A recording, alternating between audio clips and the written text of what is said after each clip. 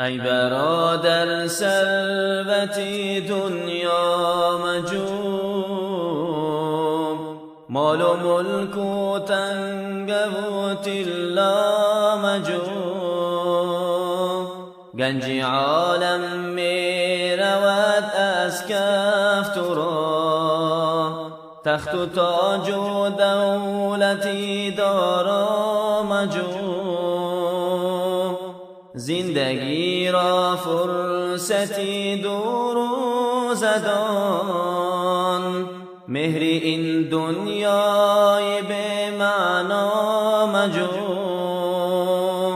خیر خواهی جمله خلق و آن باش، در نهادت کینت ناجا مجو.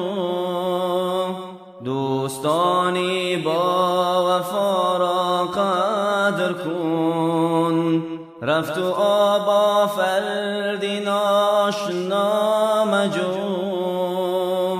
سیرتی آدم همه در باطن است، هیچ نشان از صورتی زیبا مجو. عاشقی عشقی خدا باش تا ابد، وصل عشقی یاری بی پروا مجو. گر به دل داری نیاز و حاجت، تو بغیر از خالق یکتا مجو.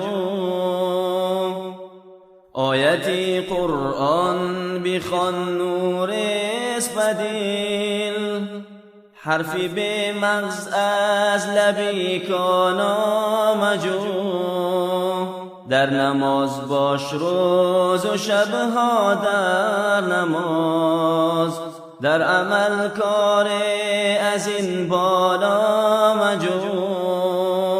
ربی امارا مرادی کعبه چیست، کعبه غیر از رهی دلها مجو. ربی امارا مرادی کعبه چیست، کعبه غیر از رهی دلها مجو. کعبه غیر از رهی دلها مجو.